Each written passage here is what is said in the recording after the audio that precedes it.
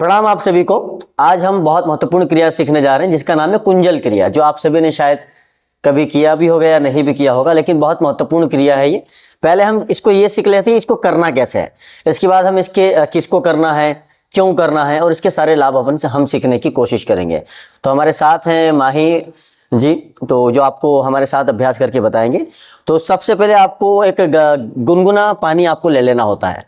गुनगुने पानी में हम सेंधा नमक इसमें डालते हैं।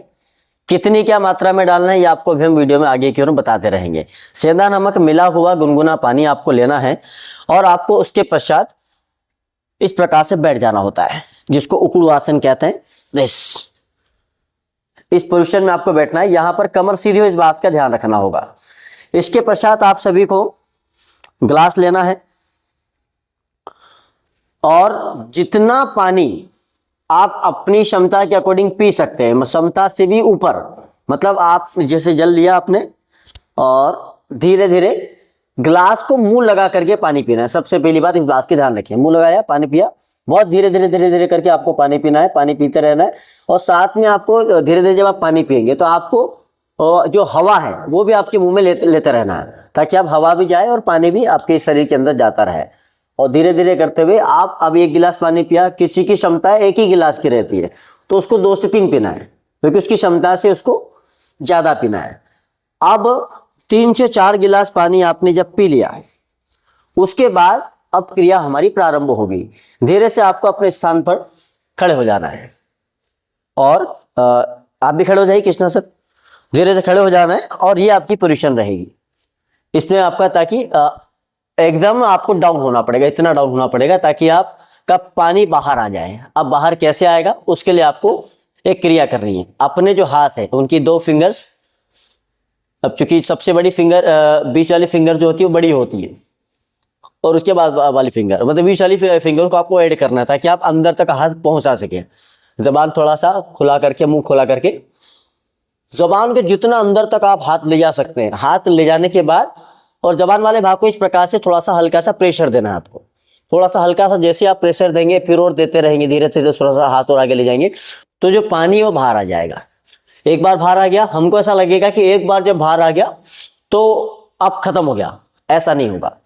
आपको वो क्रिया तब तक जारी रखना है। एक बार बाहर आ गया फिर भले हाथ बाहर ले आओ, पर कोशिश यही करें कि आपका हाथ अंदर की तरफ ही रहे और जब तक आपने 3 गिलास पानी पिया तो वो पूरा बाहर आ जाएगा। मतलब उसमें आपका पेट अंदर झटका भी मारेगा, जैसे हम वोमिट करते हैं, पर खुद से वोमिट करने में और क्रिया के तौर पर हम इस क्रिया को करने में जमीन और आसमान का अंतर होता है। ऐसे करते हुए जितना भी आपकी नाक से भी पानी आएगा, आपके मुंह से भी पानी आएगा, फिर जो जितना भी गंदगी होगी आपकी नाभि से ऊपर वाले भाग से लगा करके तो जबान तक, वो गंदगी भी आपकी बाहर निकलेगी सारी। तो आप पूरी तरीके से जब कचरा आपका शरीर का साफ हो जाएगा, उसके बाद आराम से बैठ करके अपने स्थान पर थोड़ी सी देर कपालभाति क्रिया आपको कर लेनी है। यह हो गया क्रिया को कैसे किया जाता है। अब सबसे महत्वपूर्ण कि किसको करना है। सबसे पहली बात, स्वस्थ व्यक्ति को महीने में एक बार वो क्रिया कर सकता है। स्वस्थ व्यक्ति कोई भी महीने में एक बार उसको करना ही चाहिए। और जो रोगी व्यक्ति है, रोगी मतलब अब इसको कौन कर सकता है। सबसे पहले हम बात करें किसी भी प्रकार का रोगी, चाहे वो थायराइड का पेशेंट हो, चाहे पीसीओडी की कोई समस्या हो, या फिर आपका शुगर वाले को तो करना ही करना चाहिए। और जिनको गैस, कब्ज, एसिडिटी वाले जितने भी रोगी हो वो यदि इस क्रिया को करे तो उनको 110% काफी लाभ होता है। अब किनको नहीं करना चाहिए, कब नहीं करना चाहिए, पीरियड्स के दौरान इस क्रिया को नहीं करना है, सबसे महत्वपूर्ण। उसके बाद जिनको पेट में गठान वगैरह होती है या ऐसी कोई समस्याएं होती है उनको भी इस क्रिया को अवॉइड करना चाहिए। अब इसका समय की यदि हम बात करें तो समय इसका होता है, सबसे महत्वपूर्ण समय होता है प्रातः काल। सुबह उठ करके ही आपको इस क्रिया को करना होता है, लेकिन इस क्रिया को करने के पहले आपको तैयारी करनी होती है। क्या तैयारी करना है कि रात को सबसे पहले तो उस दिन सुबह ही भोजन कर लें, रात को शाम का भोजन नहीं करें तो चल जाएगा। और यदि कर भी रहे हैं किसी कारणवश तो हल्का फुल्का थोड़ा सा भोजन आप कर लें, वो भी 7 बजे के पहले। उसके बाद फिर आप अगले दिन आप इस क्रिया को कर सकते हैं। तीसरा महत्वपूर्ण, जिनको बुखार होता है ना, ज्वर होता है, उनको तो इस क्रिया को करना ही चाहिए। अगर आपका आप मतलब देख लीजिएगा, मान लीजिए आपको कोई बुखार आया, बहुत तेज बुखार आया, तो अगले दिन आप इस क्रिया को, क्योंकि इस बुखार में व्यक्ति वैसे भी कुछ खाता नहीं है तो आप सुबह पानी गुनगुना पानी पी करके आप इस प्रकार से करते हो तो आपका जितना भी जो आपके हानिकारक बैक्टीरिया होंगे वो आपके शरीर के माध्यम से बाहर हो जाएंगे और आपको बहुत रिलीफ मिलेगा। ये होता है। तो ये सारी बहुत महत्वपूर्ण क्रियाएं होती है। अब किसको हार्ट पेशेंट है तो उसको शुरुआत में नहीं करना है, बगैर किसी योग के शिक्षक के निर्देशन में आपको मतलब कोई शिक्षक के योग के निर्देशन में आप शुरुआत में आपको करना चाहिए, नहीं तो बहुत नुकसान हो सकता है। इस बात का थोड़ा सा ध्यान रखें। और गर्भवती महिलाओं को तो करना ही नहीं चाहिए। और यदि आप इस क्रिया को करते हैं तो अब इससे लाभ क्या होंगे, तो आप में से कोई बता सकता है क्या लाभ होंगे?